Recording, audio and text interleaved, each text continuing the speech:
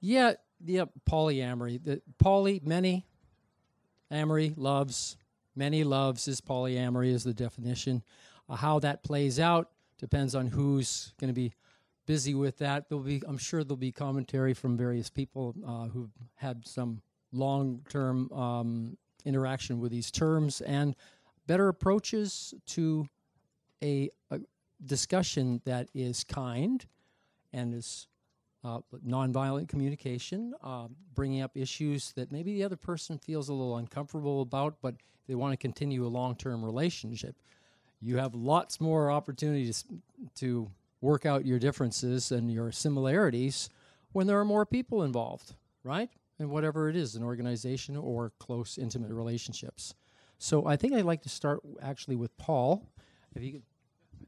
Paul, Hi. I have been polyamorous for quite a number of years, since the 70s. And I discovered that, high school dating and all that stuff was very unfulfilling for me. And when I came to California, I grew up in the Midwest, and I came across a number of people who were in the human potential movement. And I ended up going to like conventions of the Association of Humanistic Psychotherapy and things like that. And a lot of people with a lot of very open ideas, and I learned much thereby. And so I think that human interaction is only limited by our own sense of what's fulfilling. And I think the idea of fulfilling in others, that's that which we could grow in ourselves. There are no real limitations. It's just, the non-aggression principle applied to personal relationships. So, yeah, hi, Nick Ford here. So I guess I'll give a little bit of background on the panel and stuff like that. So about, I want to say 2 or 3 years ago, me and my friend Justin Laws were just talking about how, maybe there should be some sort of panel on alternative, like sort of non-monogamous relationships or something like that. And so basically within the course of like 1 or 2 days, this was, by the way, the week of PORCFEST. So the poly panel hadn't been even scheduled yet, and nothing like that.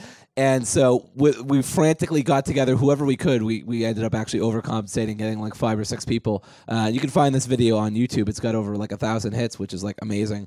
And so we scrambled, and we got me, himself, Stephanie Murphy. Paul Gibbons was there. We got a few other people. I don't really remember everyone. I think Ross Kenyon was there. And it was a great turnout. Like it was just organized within a few days during PORCFEST, and it was a huge hit. So we brought it back for the next year, and we're here this year. So thank you to everybody who's still coming and still very much interested in this sort of conversation. My sort of very short intro, which will be even shorter because I just blathered on about something you may or may not care about, is so I've been polyamorous for about 1.5 years. I've been interested in polyamory for longer than that, about maybe 2 or 3 years. And it started when I was it was actually my friend Justin who I was talking to, and he was telling me about this book called The Ethical Slut. And I don't remember the authors' names, but it's a really, really essential book for understanding polyamory. And I read it, and I was just hooked on the idea. At the time, I was in a monogamous relationship, so I really couldn't explore the ideas that I wanted to. But I was very interested in them. I kept reading about them and talking about them with other people. And so that's mostly it in terms of my intro. Hi guys, I'm Lauren Rumpler, aka Objectivist Girl. I've been talking lately with Kathy Reisenwitz about polyamory and the morality of sex recently, and I've been interested in polyamory for almost 1 year now. It started out as a way that I could keep my long-distance relationship in Indiana going, and then I ended up falling in love with my partner. And I think that that's really when it became polyamorous and not just, something I was doing to feed a physical desire that I had when I wasn't with my partner. And so I discovered that I am capable of being polyamorous maybe about 7 months ago. And that was really fulfilling and awesome. And my personal view is, as an objectivist, I think that love is a mutually beneficial relationship between two people, and love is entirely selfish. And you can love more than one person because everybody displays different values. And you can value more than one person at a time. I mean, look at friendship. And I think that a romantic relationship holds a deeper connection, and I want to be able to have that with several people, and that's what drew me to it. So. Really quick. I also really want to thank Kevin Innes, because originally this panel was just me and him, and he thought he had the good thinking to get Paul Gibbons, who I should have invited but didn't think to, and as well as Lauren, who I wouldn't have thought of. So thank you to Kevin Innes for making this panel 2 times better. 1, 2. Yeah, another term for polyamory is ethical non-monogamy.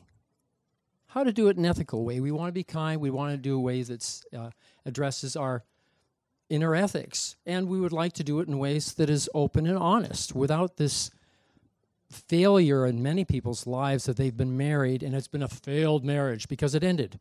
It was successful all the time it lasted. I know a friend of mine said, yeah, I've been married 30 years to 3 different women. So it's like serial monogamy, one after another, you know? And what happens after you've had a relationship for a long time that's been very intimate? There's this hardship, and it's like you don't even know how to interact in kind ways like you used to before. Non-sexually, right? You can still have.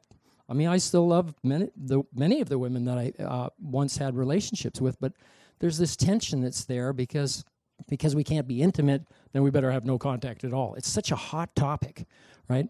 So. We're going to talk a little bit more. How is it? What type of conversations need to take place in case one person starts to find that they're attracted to another and would like to have more than just a friendship that says hello and a shake of hands. You know, I'd like to cuddle with them. Maybe not have sex.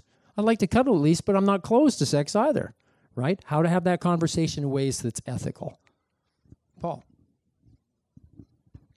Yeah, it's interesting that ethics, I think, is a foundation of all this.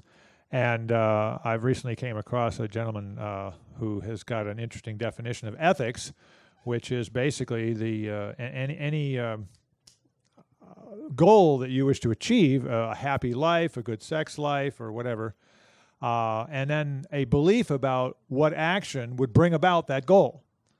And so an ethic is something that, if you apply it, you know, it's those two qualities together. And how you know it's a valid ethic is if you apply the action that you believe achieves the goal, you'll achieve the goal. That's a valid ethic. Many of us have beliefs that if you take a particular action, you'll achieve a desired goal, but it doesn't work. That's an invalid ethic. And I think it's important. Society puts out rules for us that they call ethics and morals, but if you apply the actions that they say that you should do, you never quite arrive at the happy life you wanted. So I think it's important for us to recognize that there are invalid ethics in our culture, and I think one of the things that we can do as liberty activists and as polyamorous is to examine these assumptions and go, well, does this action produce the goal I want? Is it a valid ethic? And I think if we wish to respect ourselves and respect our fellow human beings, it behooves us to do the thinking and to do the communicating and to find out who that other person is that you're having a relationship and what goals they want and what actions would go towards achieving the life that they wanted. And you find common ground and you share. And so to me, there shouldn't be any locked doors in any human relationship. It should be just what the people themselves can negotiate, what the people themselves wish to explore. And that should be anything. And there's a lot of ethics in this current culture that we kind of take for granted. I think, for example, the sort of ethic of, or sort of the idea of monogamy as a sort of standard or cultural norm, is way overblown. And I think it's also really taken for granted. And a lot of people, I think, confuse non-monogamy with cheating. So I think that there's a good reason to sort of talk about, maybe instead of using the word polyamory, although I don't have anything against using that word, you can also use ethical non-monogamy, because lots of people just sort of conflate non-monogamous relationships with, spouses who cheat, or, all these sort of things that happen. So I think that there are sort of ethics that are valid for certain individuals. Certainly polyamory doesn't work for everyone, nor should it really. But I do think that if non-monogamous ethical sort of alternatives are better understood and they're actually known about, I think more people would actually freely choose them. That's obviously my own personal speculation, but I think it would bear out. So one of the things in doing my channel is to help people question the standard of ethics in our society.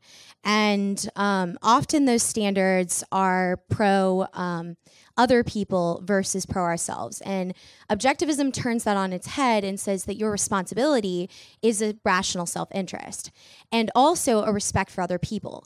And so what I like about polyamory or ethical non-monogamy is that it says that your contract is not to be intimate with only one person. Your contract is the promise that you make with a person. And if you've both agreed that polyamory or ethical non-monogamy or monogamy is the appropriate answer to your relationship, then you're holding true to your ethics as long as you're always honest to what you say you're going to do. And that's what the couple has decided. And that's why I find it ethical. What type of relationship can you create with, a number of people when there isn't jealousy involved? When you have a source of fulfillment within yourself that's not dependent on the other person. Love is something you are responsible as much as your hate or jealousy or anything else. Nobody makes you those things, right? It's a core principle of nonviolent communication. Own up to your feelings. So what are those sources of jealousy? Inadequacy, feeling of abandonment, all these different things. You can't be with the one you love anyway, so what is it? Love the one you with, right? It's not the right time. Why prevent yourself from actions and expressions of a connectedness you feel with one another, right? And if there's a contract that you've made with somebody, okay, but it only goes so far and you both agreed on it, okay, well, stick to it. That's a good idea. And it's good to have these conversations. But I would like to bring up that component especially. How do you deal or how can you mitigate jealousy cropping up in a relationship, especially in a polyamorous relationship? Anybody start with that? Do you want to give it to Paul? Yeah, jealousy is something that is sold to us in our culture that we're supposed to have. And all of the stories about how romantic relationships are supposed to go are steeped in this idea that it's supposed to be exclusive, and you're supposed to get really upset with your partner if they even think about someone else. And I'm not sure that's, I'm not sure that's natural, okay? People sell it, oh, that's human nature. But if it's so human nature, why does it have to be sold to us so strongly, okay? I've done a collection of little comic strips, okay? And it just strikes me how many times in the comic pages that violence is talked about as a matter of quote-unquote infidelity. It's like, it's this thing that keeps being sold to us over and over again. And I think if we could step back and disconnect ourselves from the propaganda and go, how do we really feel? Jealousy is just fear, okay? You care about somebody. They're important to you. You've invested a lot of emotional energy into a relationship. And then they seem to be interested in someone else. And it's like this fear comes out. Oh, my God, they're going to go away. I can't take this. I must stop that, right? And so the culture says you have a right to go in there and demand, But if you just stop and listen to the other person, okay, they may be interested in someone else. That doesn't mean they stop being interested in you, okay? One of the things about polyamorous relationships that's a lot of fun is something called new relationship energy, okay? You meet somebody and it's like, wow, the fireworks go off and oh, it's just great and the endorphins are flowing and you're just, totally in the zone, right? And, then you build on that and you have a relationship and you may even live together. You may have a lot invested in each other. And then they meet someone else. And what's really nice, what I've really enjoyed about some relationships I've had is to watch them have that whole thing going, okay? Watch them just light up and have all the fireworks with someone else. And just enjoy their fun, okay?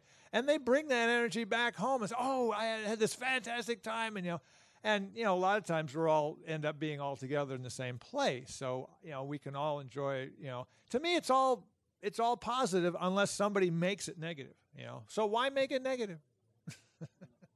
So a few things, or one thing before I comment on the jealousy thing. I welcome people who are standing outside because I feel bad for you guys, especially if it starts raining, to come, come down the side and stuff like that. Stand in here. Yeah, I don't want you guys, getting rained on or whatever. Some of you are short.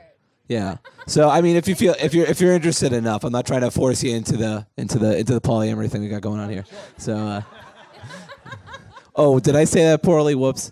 So anyway, just want to make sure everybody's good. So on the jealousy thing, so I'm not sure that jealousy is just fear. I mean, I kind of agree with the authors of The Ethical Slut that jealousy just seems to me some amorphous sort of bundle of sort of different feelings that we have. I definitely think fear is a big part of it. I wouldn't deny that. And I also want to comment that polyamorous people aren't robots. Like we do feel jealousy. Like it's not like we're some sort of new breed of humans and we don't feel jealousy at all. I can tell you firsthand that I definitely I've had jealous experiences in polyamorous relationships that were totally irrational, rational, something in between. But I've definitely had them, and they're not any more fun just because you have more people involved. Sometimes they're less fun. I think that's all I had to say about that. Yeah, I just want to start off by saying, I mean, you're going to always have a high level of emotions with somebody you really care about. So jealousy is one of those things that's going to crop up. It's about how you deal with it. So I want to do a little exercise. I always talk about golden water. And who in the audience, I know some of you know me and know I do this thing, but who in the audience thinks that gold is more important than water? Raise your hand. Okay, who in the audience thinks water is more important? Okay, now think about this. What if there's a surplus of water and a shortage of gold? Now isn't gold more important? No? Okay. See, this didn't work. So the point I'm trying to make is that in some situations, we need gold, and some situations we need water. And I like to think about my partners and my partner's partners as gold and water. So when I'm feeling jealous, I say right now, I'm gold and they need water, or I'm water and they need gold. And it's not about them not caring about me anymore. It's that different partners fulfill different needs for us in our lives. And so you have to look, it's not a difference in value. It's not that they value one more or less. It's that they value them differently. And that's what you are trying to look at when you're looking at a polyamorous relationship and when you're dealing with jealousy. Is remember, they still love you. It's that they also love someone else. Right, and that you bring that then to a relationship. The world has rose-colored glasses, kind of, when you're in love, right? Especially that early puppy love type stuff. And but it's there's something called the State of Grace document. Maureen McCarthy does it. I think you can find it online. It's about talking about creating something. It's nice to have it on paper, nice and clear. How is it that you would resolve differences when they came up? Really serious ones. Some people want to be talked to immediately. Some no, got to be tomorrow, or give it a week before we come back to this if it's really serious. But then to make a commitment to actually do it. And what is the conflict resolution style that you use? So and when those jealousy issues come up. So, was there another point you had? Yeah, actually, I kind of want to make a comment about contracts and stuff like that because I know how much libertarians love contracts. So I've personally used sort of a negotiation kind of thing with relationships. Every so often, me and my partner we've done this twice now. We would have a sort of a conversation about how we felt about the relationship, where is stuff going, being very explicit about it, and that helped us realize how we're feeling and where we are.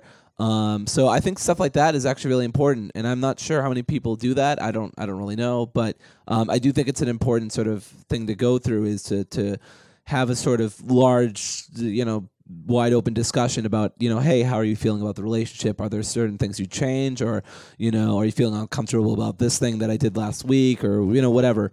So I think not necessarily contracts, but I do think that kind of negotiation kind of thing could be helpful. It's been helpful to me anyway.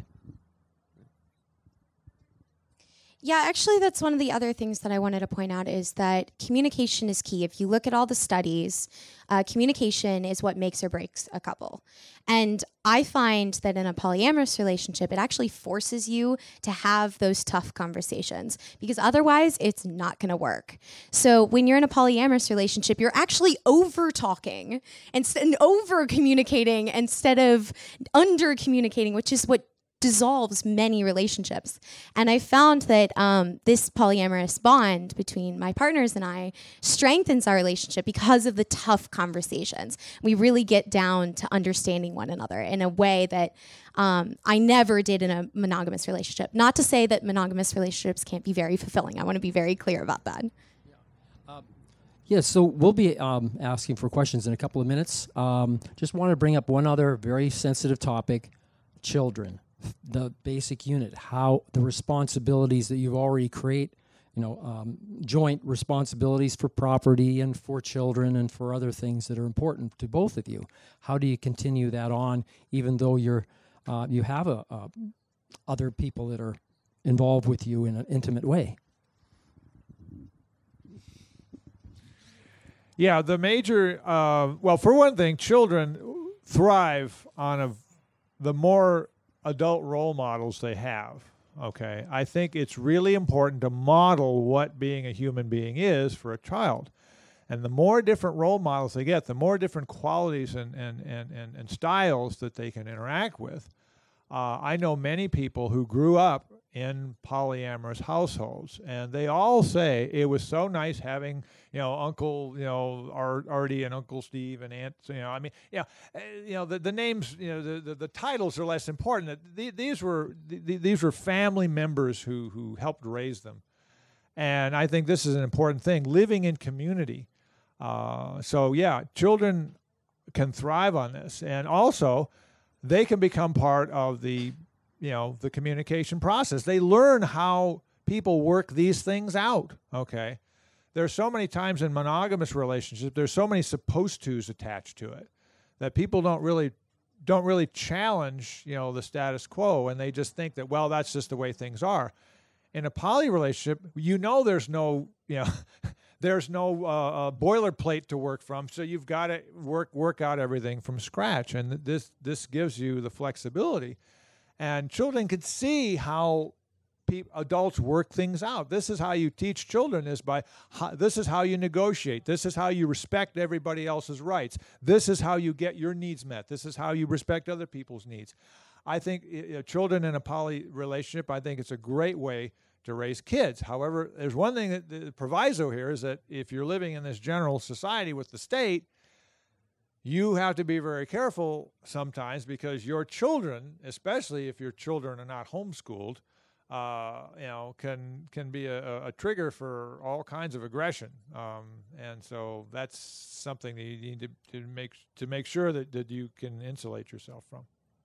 Yeah, I mean, I don't have too terribly many things, much less informative things, to say about children and polyamory. It's not a subject I've really delved in, because personally I don't have too much of an interest in children as that sort of thing. That sounds bad out of context, but but I put it in context, so hopefully, yeah, children, whatever. So anyway, I think that though that Paul is right, that I think that polyamorous relationships help children develop better because there's more people to sort of be in these sort of mutually beneficial sort of parental relationships with. But again, I don't have too much to say about it.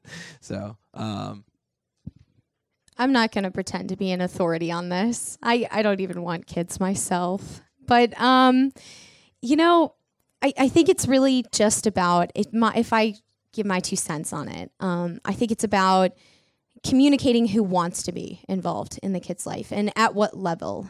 And I think it's just a decision that has to be made among the people in the polyamorous relationship. And I think, again, it just goes back to communication, and communication is key. You can have any kind of relationship you want as long as it's voluntary and everyone understands all of the contracts and promises. In some ways, it may even facilitate that because, hey, relationships do come and go. And if children are there, they're there for a long time. And so how to continue to have a meaningful relationship with your child's other parent, right? Even though you're not in a relationship anymore, you can still not have that jealousy issue come up. You've already been talking about that from before, or you know how to deal with the fact that former lover is with somebody else now, Hey, so you are or you're not. Okay, you've already had conversations, and it can be supportive in that, and supportive in them that child continuing to grow in an environment with somebody else as being that person's intimate partner. So that level of communication starting early and continuing all the way through the child's life is so important. So I think I'm going to open this up for questions from the audience. Now, when you do speak, the way we have it right now, the microphone does not come through the speaker, but it is being recorded for our purposes. So when you speak up, okay? Go ahead. Since I already have it, I'm going to ask, how do your non-involved partners interact with each other if they do at all? So if you have 2 different partners who are not involved with each other, how do they interact if they do at all? Non-involved with each other, yeah. If the non-involved relationships, how do they interact with one another is the question. Who would like to answer? So, like in Lauren's case, your 2 partners, are they involved with each other? If not, how do they interact? Well, at the moment, I am only with one person, but the relationship in Indiana ended, unfortunately. But they wanted to meet each other. Unfortunately, they never had an opportunity to interact. But I think that in an ideal situation, of course, everybody's friends and everybody's just happy for one another that they're getting their needs met. And of course, that's ideal, and that's not always going to happen. But in a really good polyamorous relationship, everybody's friends and everybody's just happy to see their partners getting their needs met. So, yeah. Yeah, so, I mean, I was in a polyamorous relationship that had me, and I was with someone, and then someone else was with my partner, so it was like a triangle or whatever. Clearly, I'm not good. Yeah, clearly I'm not good with shapes. It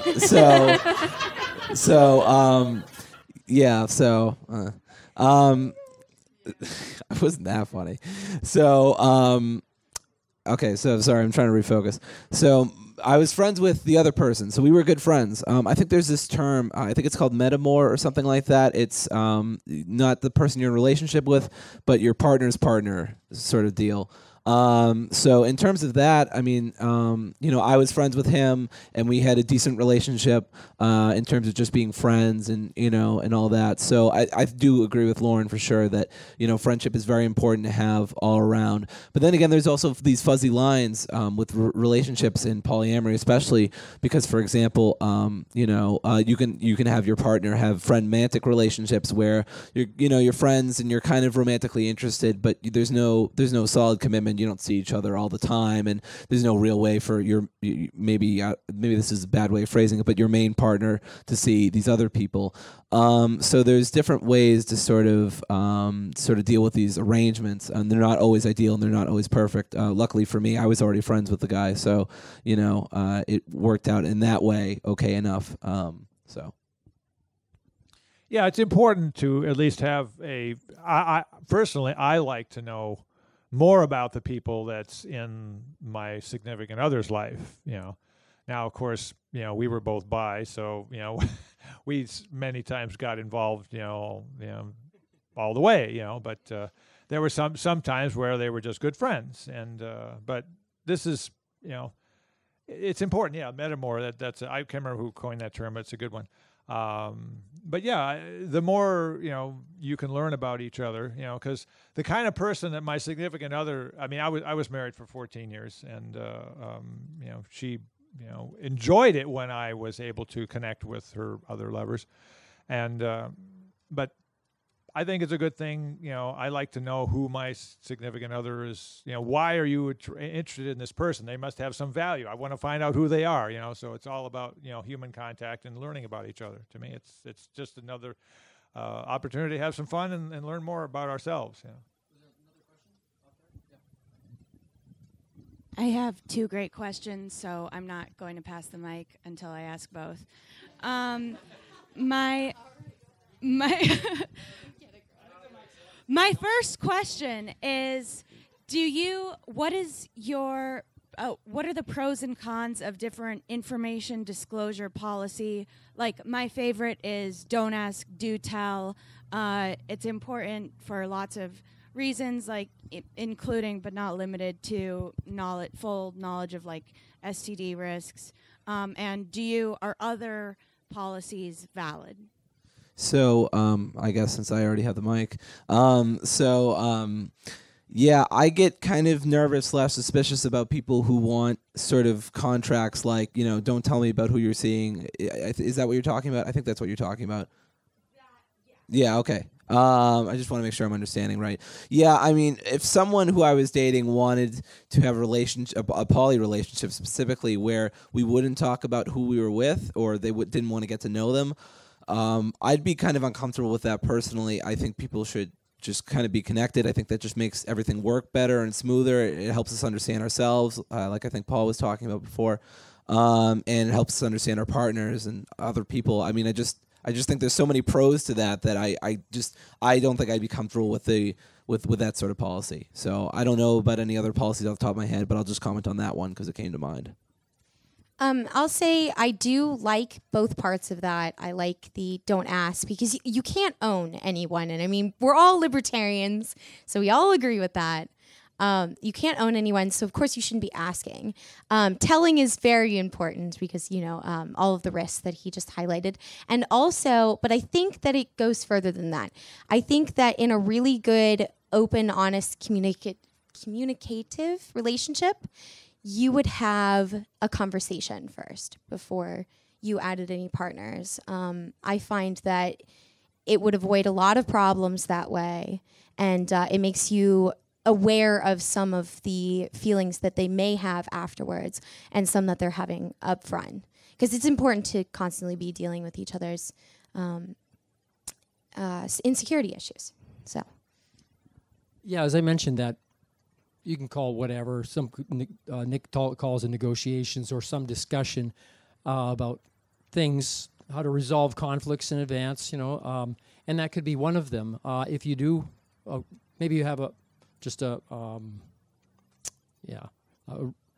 one-on-one relationship, and it comes around, you've met somebody, how do you deal with that, How much disclosure would you feel comfortable with, right? Some people don't.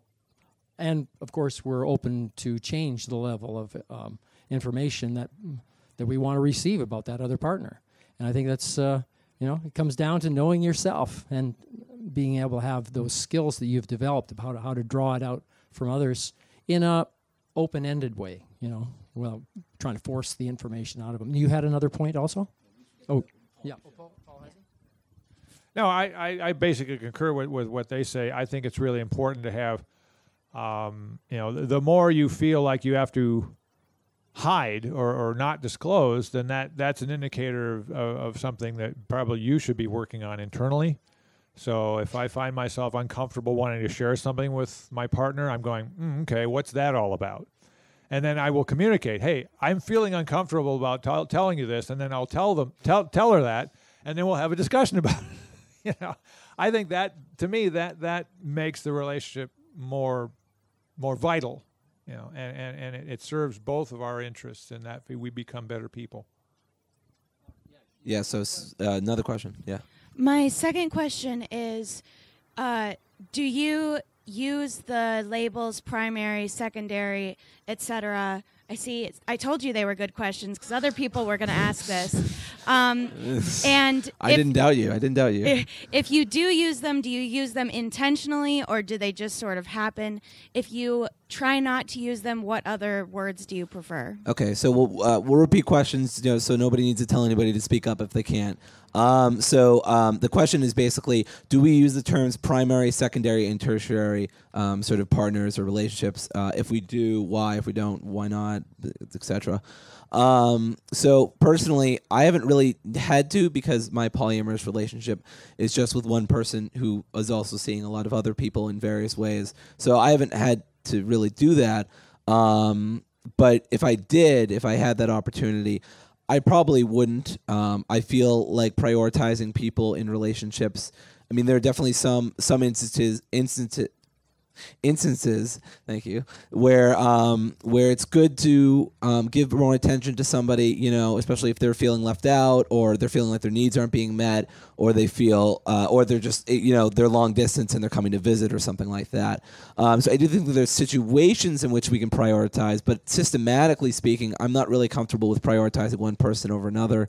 This isn't to say, it doesn't work for everyone, but personally, I'm a little bit uncomfortable creating this sort of relationship hierarchy within, we should have anarchy. So, no hierarchy, man, no hierarchy. Sure. So I have been in interesting relationships ever since I moved to New Hampshire, one being a long distance. But for me, I do use kind of the hierarchy system in an odd way. I really don't label secondary or tertiary. I do have a primary, but for me, primary means the person that I spend the most time with and the person that I communicate the most with. It's an unnecessary label, but at the same time, for me, it helps me kind of organize the way that I think about the relationship. But it's different for everybody. Yes, you personalize it. Have that talk. What is it that other person needs? What is it that you need? And does that person need that acknowledgement that they're the main person in their life, or is it just going to be acknowledged by the amount of time you actually spend with them? Right? That's the most proof. Hey, expression of love is being there, right? That comes in many forms, even if you're not physically present, having regular contact, through various means, and sharing your most intimate parts of yourself with that other person. And and that could change, but it doesn't mean that you're going to drop that relationship. And I think it comes from that sense of insecurity that if I allow them to associate with others, then I'm going to lose them, right?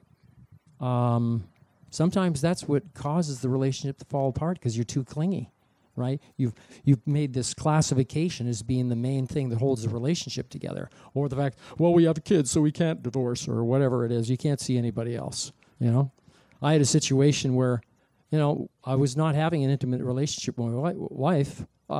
We were fine friendship-wise and had children. We said, maybe you should find a lover.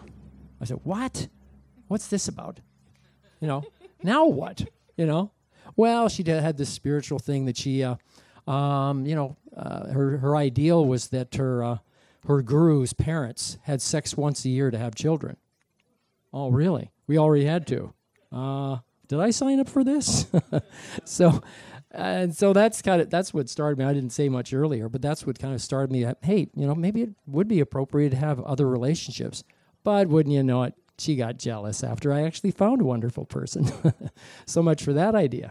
So we tried to work things out, and then over the course of time, it's just she realized she wouldn't be able to handle that type of relationships because we didn't have that closer, deeper conversation. And, of course, being able to draw that out and knowing oneself and the other to see if that's going to work or not, right?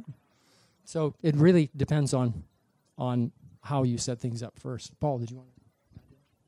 Yeah, this is an issue that I've been looking at recently, this whole idea of hierarchical versus egalitarian relationships. And I'm thinking that my ex-wife was very hierarchical. I mean, she had, I was primary and, she wanted me to be, her to be my prime, it's like, and it did create friction in the relationship. She was very committed to poly, but, she was all about, ranking and, and with the proper place and all this stuff. And I was much more, hey, just let it flow, right? So I'm with a lady now who's very much, she considers me to be her primary, and she's not particularly interested in finding other relationships right now.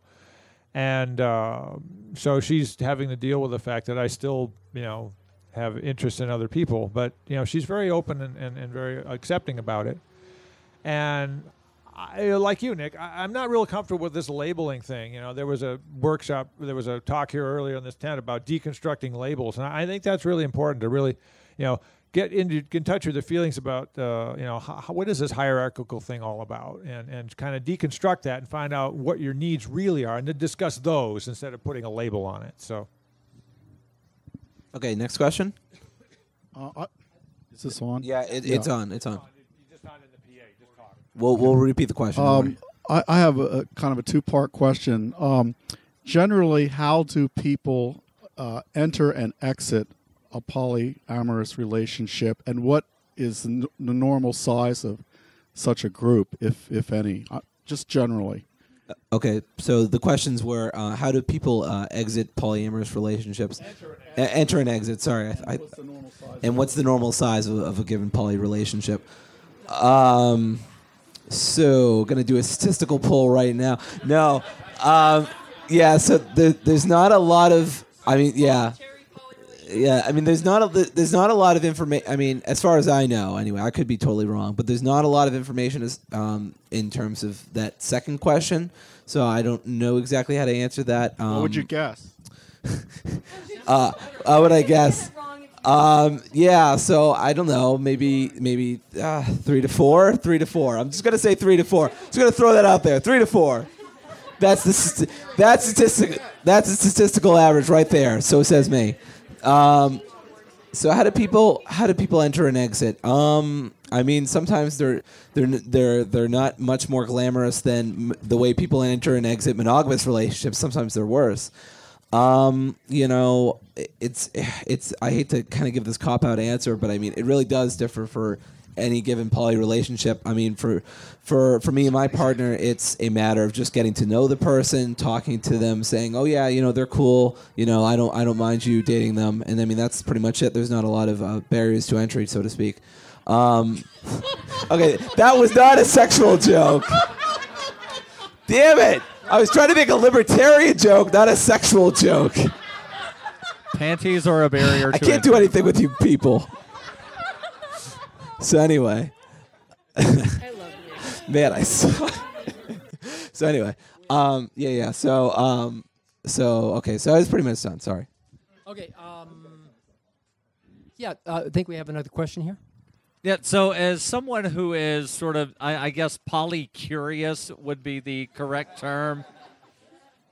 Yeah, I don't know of another term to use, but, like somebody who is kind of interested but not really sure of. Is there any way other than just the standard, like asking somebody out thing that you would do to ask someone out who is already in a poly relationship, if that makes any sense? Well, I was watching recently, and you can find it on YouTube, very interesting discussion. Polyamory experts discuss polyamory, and they get into a lot of those different points about what sort of questions to ask, and dating. One guy said, dating my species, in other words, dating polyamorous himself, totally changed it. totally changed how it was, because before he was trying to get along with two that want to just have a one-on-one, right? And as soon as he started dating poly folks, it was so much more relaxing and better for him, right?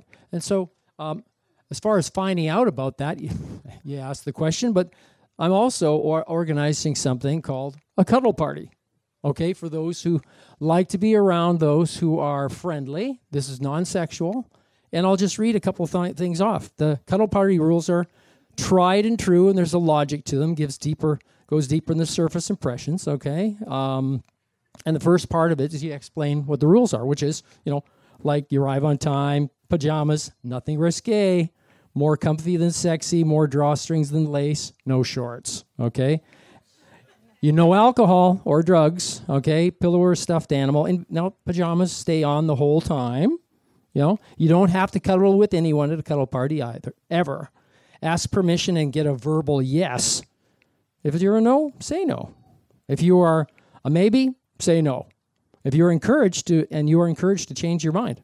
Respect your relationship agreements with your, respect your agreements you've made with those significant others in your life, and talk with your partner first. Cuddle party facilitators there for questions and concerns and any assistance, and there's tears and laughter, both are welcome. Respect people's privacy when sharing about the cuddle party itself, and keep the cuddle space tidy. So if you're interested in any of, I'm going to put one on, and you can come up and talk with me afterwards about that. So having that conversation, finding out how you are. I like to talk with people those significant others that I have, and they find a new relationship. One of my first questions is, what's the jealousy index, right? How do they respond when you give somebody that you both meet a big hug and maybe a kiss? How do they respond afterwards? Find out where that's at and see if that'll work out for you.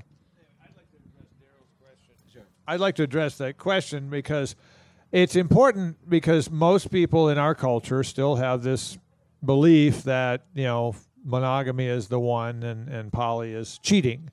So in order to meet poly people, and it's easier and easier all the time because of the internet, find a group of poly people, okay, so that you can introduce yourself to them. At least they're not going to run away screaming if you suggest the idea of having a relationship that isn't, monogamous marriage. Okay.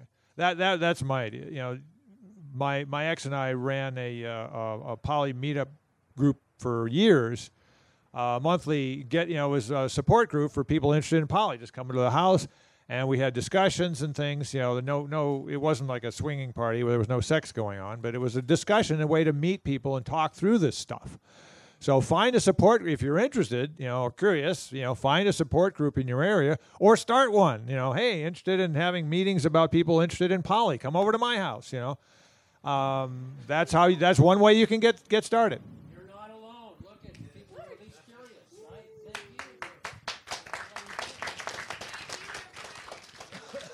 Thank you. Okay, so next question. Okay, so an integral part of polyamory is kind of liberation and sexual liberation.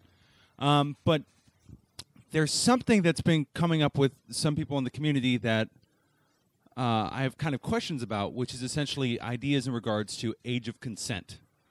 I'd kind of like to know Nick Ford's view in regards to this, because I've been told that a little bit of a liberal view of this. What? I have no idea what you're talking about. I don't know what the hell you're talking about. Oh, so it's sort of a question about age of consent. Apparently, I have a liberal view on it. I don't know what he's talking about, but I don't know.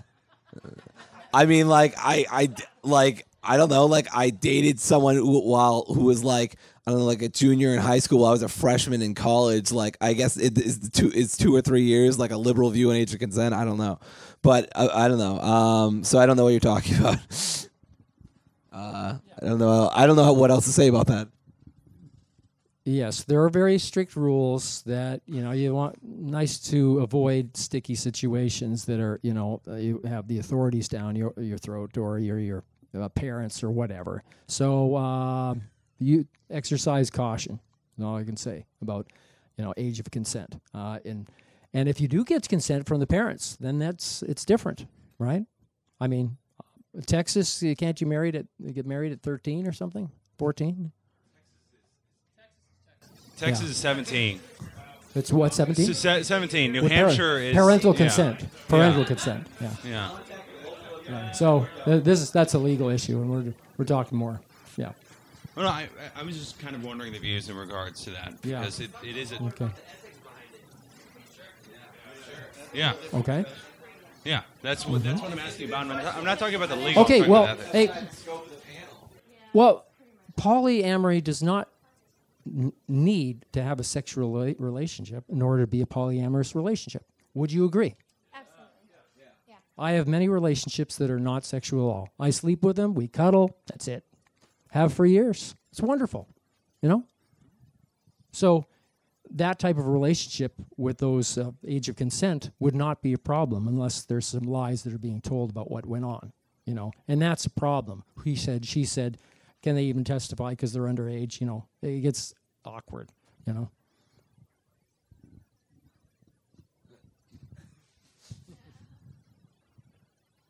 What's the best way for a man to persuade his female?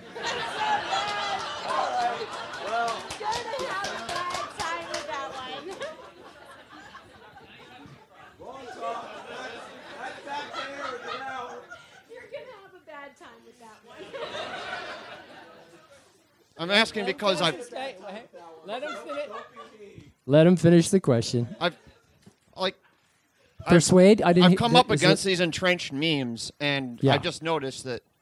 Well, since I've only dated women, I've only I mean, I think that they're more entrenched with women. I think, you know. So, what's the best way to deal with the perception from the woman that, well, you know, she should just be with one person, and that's really kind of drilled into their heads when they're young.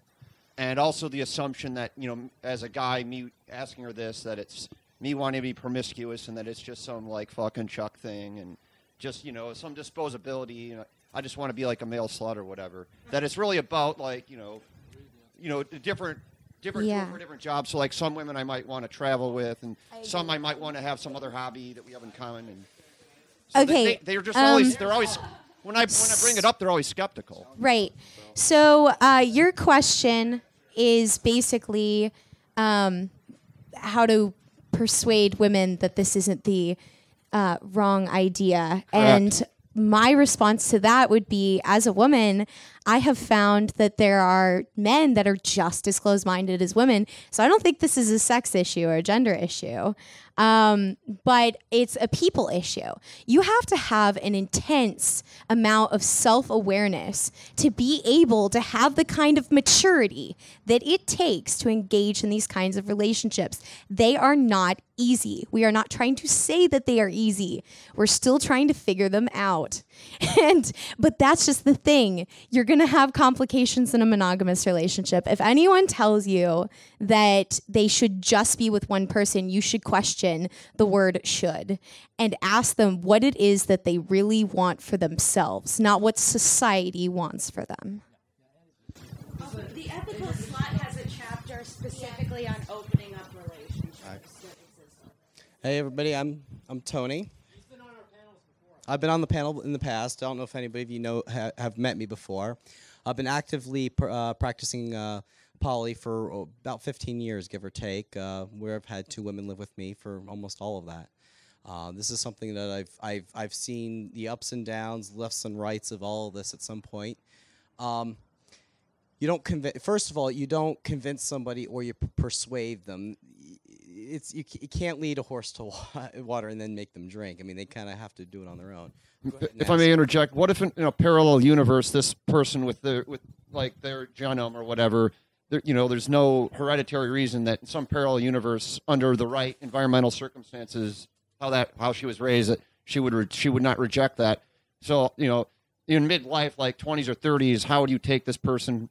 And persuade. I think you're approaching it the wrong way. There's no inherent bar to that person doing it, all right, but there's just the environmental stuff. Well, here's a secret question, I guess, is to ask is, what if you're platonically in love with somebody? I mean, what if you're in a platonic relationship with somebody and you're in love with them?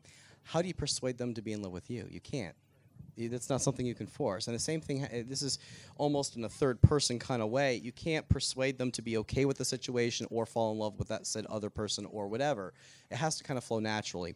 And the root of this is not even sex or even poly. In fact, this applies to even mono relationships. You have to have communication. Communication is key right from the get-go. You have to be able to have an open conversation and say, you know, that woman over there I was finding very attractive, and we're getting along on such and such subjects. If you're having that dialogue right from the get-go, even before you're discussing poly, even before it's a forethought, that's how it flows naturally. But if you jump from, oh, this girl's hot, I really want to get with her, or I want to do this, well, how do I make my wife okay with it? You're kind of like jumping like several steps in between. I mean, you got to think like way back, even if you're just dating, you don't want to like just jump in the sack with somebody. You've actually got to, you know, build a relationship first. And that's you have to have a foundation before you have a long-lasting relationship. Otherwise, your relationship will be measured in days. My relationships are measured in, half a decade, 5 years, 6 years, 10 years. I don't have relationships that last for a weekend. You have to make sure that you're thinking long term. I also just want to say we only have a few more minutes. I'm sorry we can't get to everyone's questions. I think also we should end this line of dialogue and let somebody else ask a question, not to be rude. And Paul also has something to say too.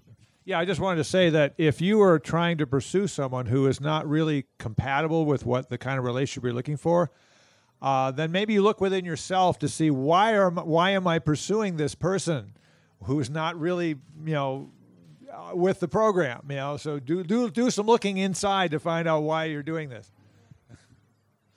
And also, I just want to ask a question. So we've been having poly panels for a few years now, and obviously they're still very, very popular, which is awesome.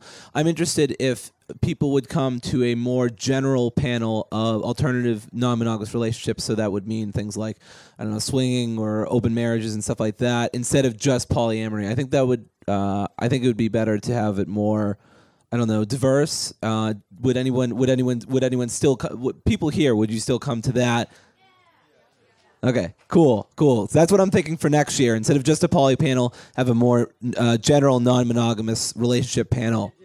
Or in addition. And I think you should do at least 2 panels. That way people can see that there's separate type entities. Yeah. We can talk about this. We can talk about this off talk. Let's have one last question and then wrap it up there. Sorry, we can't get to everybody. Yeah, I'm wondering what's your definition of love, and does it change from partner to partner? Oh, good. Okay, a good quick question. Good. Or a good easy question. Easy question. A good easy question. Good. We're only defining love. Fantastic. Yeah, Lauren's so ready for this, and I am so ready too. And let me just explain to you how ready I am. Oh, you don't want to explain objectivism? Okay, I will. Okay. Okay, Objectivist Girl is going to go on an Objectivist rant, and this, of course, is going to be different from for everyone. Yes, very briefly. So I touched on it a little bit at the beginning, but I view love as rationally self-interested, and how you do that is you search for your values in other people, and that's why I think that polyamory is compatible with objectivism, is because you are searching for your values in other people, and I don't truly think that you can find all of your values in one person. I would love to be proven wrong, but in my rational self-interest, I find relationships with different people that fulfill different needs and desires that I have, and it's all consensual. And love for me is that rational self-interested pursuit of values. And actually, I guess I'll take back what I said. I'll say something really brief. I come from more of a mutualistic sort of position on it. I think self-interest is very much important, but I think the sort of self-interest is based on sort of reciprocity and sort of norms surrounding that. I don't want to go into it too much, both because of time and other restraining factors. So, 2 definitions of this that I've really enjoyed. One is by Robert Heinlein, who says, love is that condition by which the happiness of another is essential to your own. And Stefan Molyneux, who says that love is the involuntary response to virtue. Yes. So those work for me. And to address the part of the question that had to do with quantifying who you would love more or differently or whatever, I'll leave you with this, and it's very simple. Do you have 2 parents? Most of us do. Which parent do you love more? Or inversely, if you have 2 children, which child do you love more? You love them all. You love them differently, but you still love them just the same. So I think that'll... Kevin! I want to talk about love as well. Yeah, it's a topic close to my heart. For me, love is connectedness. You could be with them in close proximity or far away. The time and distance doesn't matter. You still have that connection with them. They may be here. They may be already gone, may have died, right? Right, or somewhere else. So that love is connectedness, something that you feel you're responsible for your own love. It has nothing to do with the other person. You're the one feeling it after all. Hey, own up to it. You've connected with them some way. Maybe they don't show much of that towards you, but that doesn't matter. You can still feel it. It's up to you. So that about does it. Thanks to everybody for coming for another year at Polyamory panel. Yay!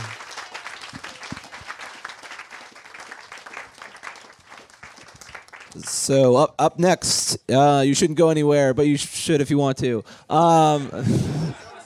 Man, I'm on a roll today. So anyway, up next we're having a discussion on what is love. Yeah, we're having a discussion on Shire Co-op before I fall. I got a good idea for the name of it next year. Yeah.